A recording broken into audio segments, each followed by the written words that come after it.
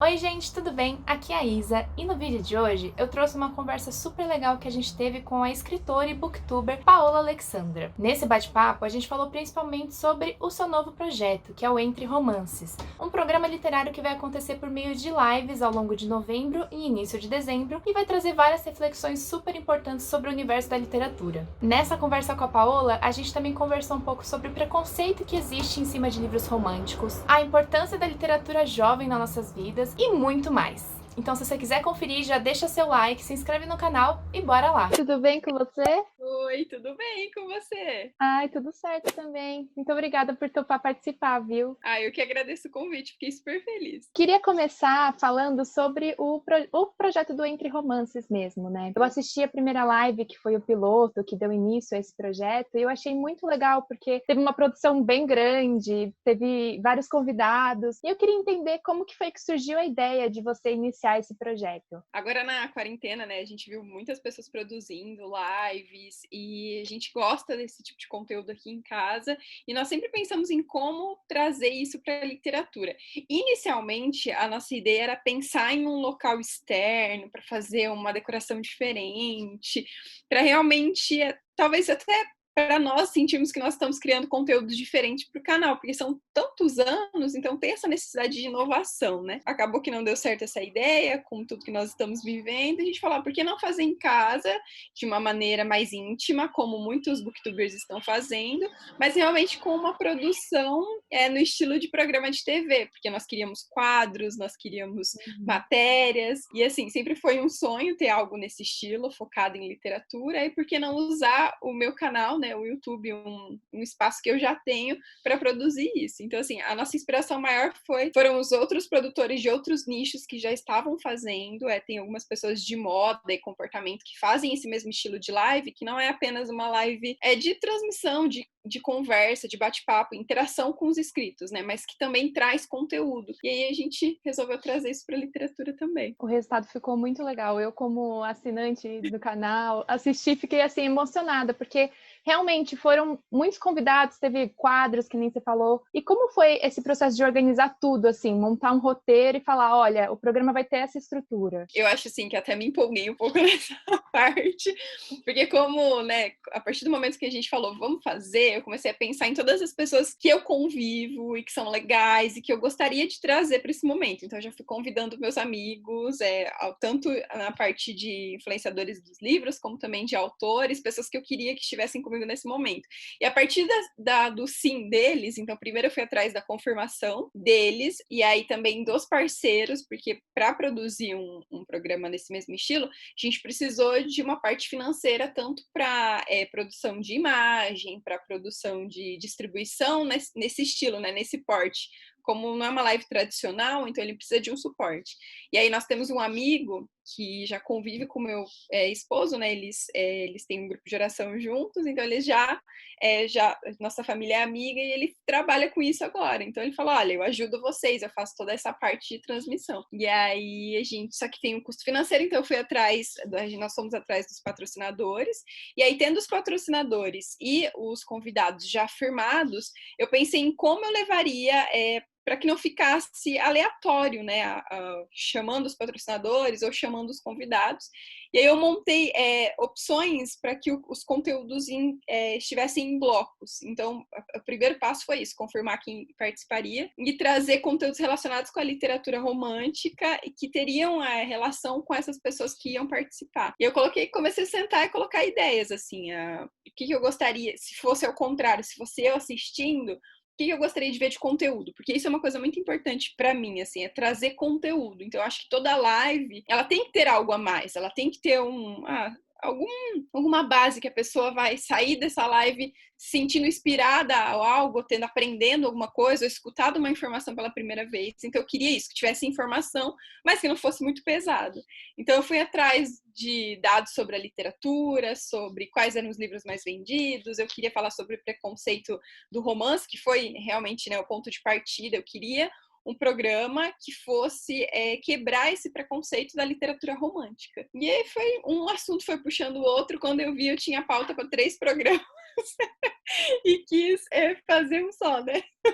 Mas foi bem legal, foi mais ou menos assim mesmo que a gente primeiro firmou as parcerias e depois foi atrás de conteúdos relacionados. E como você falou, a gente viu várias lives, assim, em outros nichos, né, de comportamento, moda. E eu achei muito legal que você trouxe essas várias perspectivas pro primeiro programa, porque ampliou um pouco a nossa visão também sobre esse preconceito. A gente viu visões sobre o mercado editorial, de autores nacionais, internacionais, que eu achei também super legal. Então, eu acho legal ter esse suporte, assim, para falar sobre literatura e, tipo, realmente explicar sobre os preconceitos que existem em volta dela, né? Você, como booktuber, escritora, você também acha isso importante de trazer para o seu canal sempre várias perspectivas, um pouco de representatividade também? Sim, o que eu sinto muito é que, assim, as pessoas, elas criam certos preconceitos e criam histórias na cabeça, né, nas cabeças delas, sem ter, às vezes, sem muita ideia de como funciona o outro lado. Então,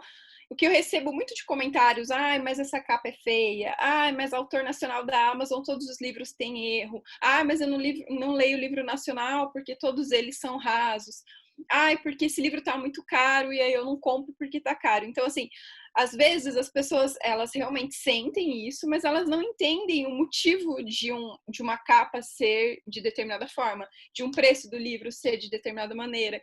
Ou às vezes todo o trabalho que um autor nacional independente tem para publicar na Amazon, né? Quantas mãos passam para essa história ir até lá, e ainda assim é completamente diferente da base que uma editora tem.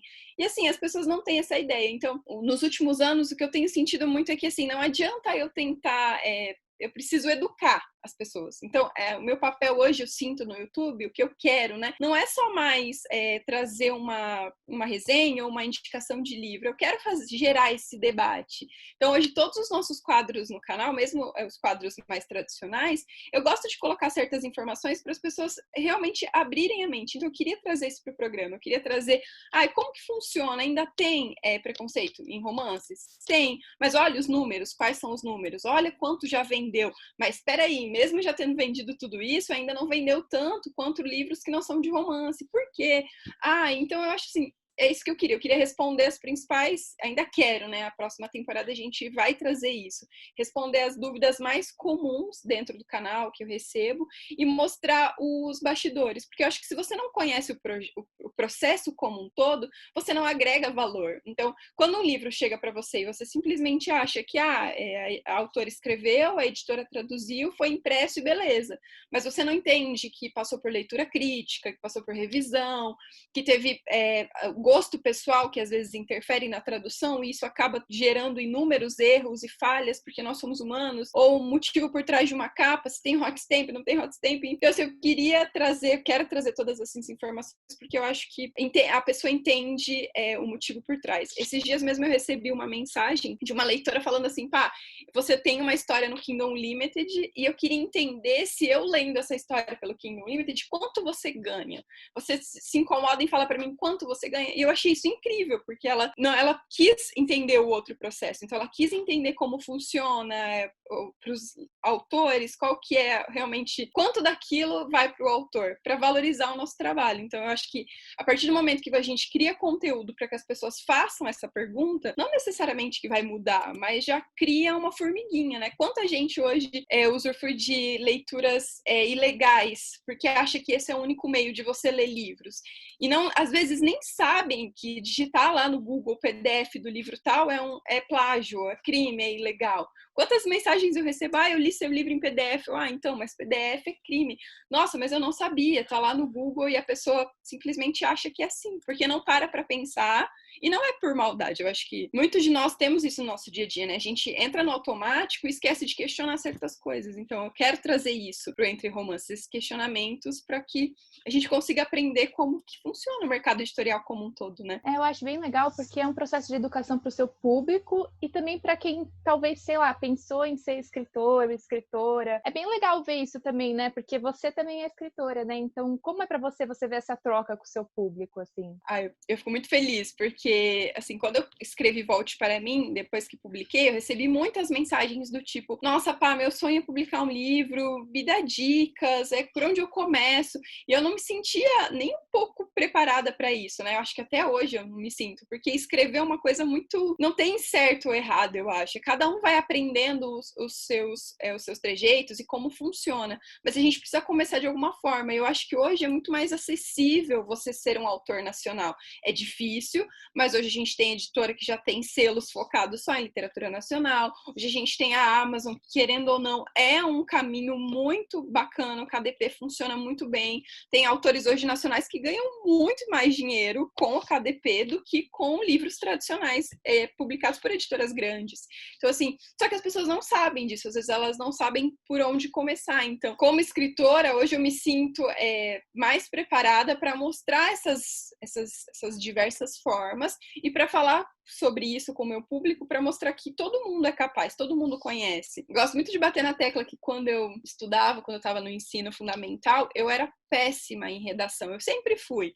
Até se pegar a minha nota do Enem, a minha redação ficou na média. Eu não fui bem, eu nunca escrevi bem. Mas foi o Livros e Fuxicos, as minhas resenhas, a minha leitura, o fato de eu precisar ler um livro, analisar para poder criar uma resenha, né, que precisa de uma interpretação diferente do que você simplesmente lê por entretenimento. Isso mudou a forma com que eu escrevo. Então, eu acho assim que se eu conseguir escrever, não só publicar, mas escrever, que eu acho que é o mais difícil para muita gente, por que não mostrar para muitas pessoas que elas também conseguem, né? E até no próxima temporada do Entre Romances, a gente vai ter um trabalho muito legal com autores autopublicados e com o KDP, que é um dos nossos patrocinadores, porque a gente quer trazer tanto dicas de como escrever, como falar com autores de sucesso da plataforma, para que as pessoas se sintam inspiradas, mas que também entendam que não é só você escrever e jogar lá, né? Você precisa ter toda uma busca por capa, por revisão, por leitura crítica, enfim, a gente quer realmente ajudar as pessoas a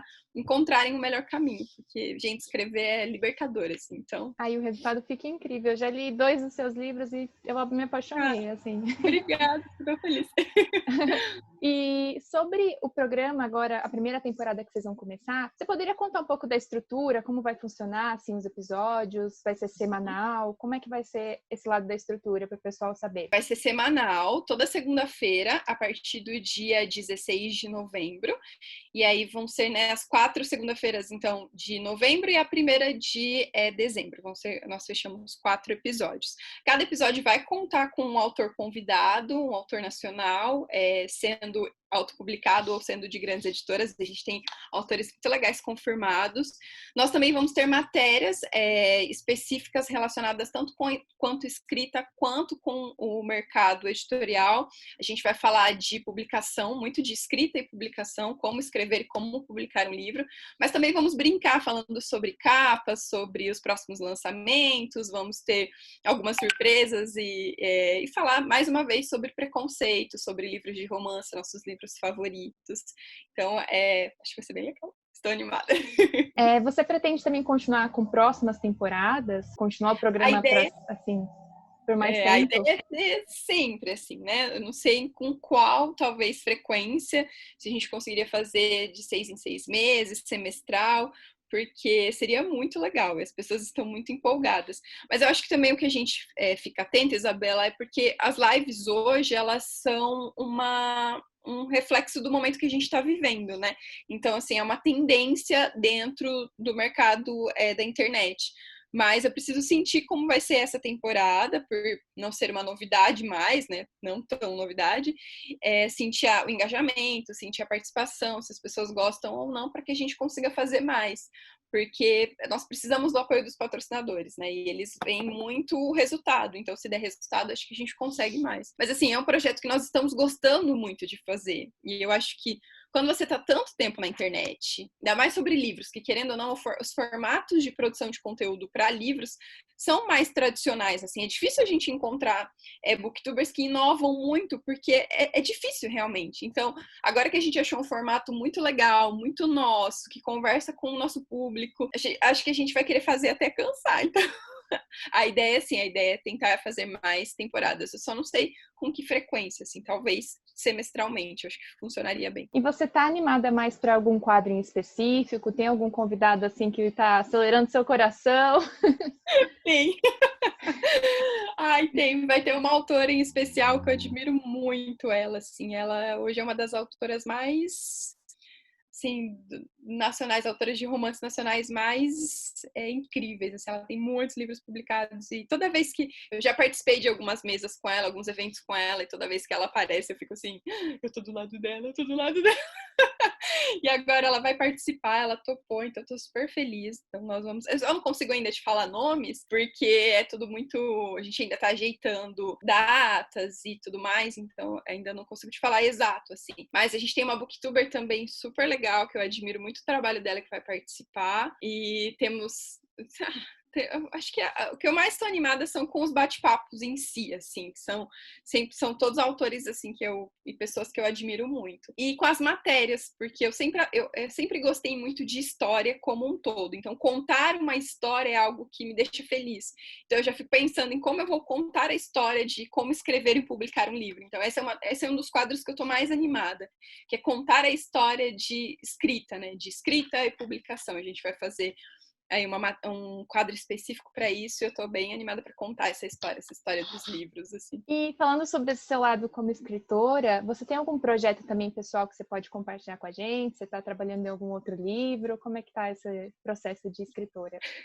Então, eu tenho um contrato assinado com a Editora Planeta para publicar um romance contemporâneo. Ele ia ser publicado esse ano, mas a gente teve, né, toda a pandemia e isso alterou o mercado editorial, e também, né, eu tive a minha bebê e acabou mudando a minha agenda também de escrita, mas eu tô trabalhando nesse projeto, que é um romance contemporâneo que se passa aqui no Brasil, daqueles romances que aquecem o coração, com personagens bem queridos, assim, e eu tô me divertindo bastante com a história, apesar dela estar pausada, e agora eu preciso retomar para, se tudo der certo, ela ser publicada o ano que vem. E depois que eu terminar essa história, aí eu volto para um romance de época que eu tenho para escrever já faz um tempinho. Eu lancei agora na Amazon um conto, né, uma noveleta, na realidade, que é O Roubo, que é protagonizado por uma pirata, e o meu próximo romance de época vai ter relação com essa história. Não é uma continuação direta, porque vai ser narrada anos depois por uma personagem que no final de O Roubo é uma criança. Aí eu não posso falar quem é, porque seria um spoiler.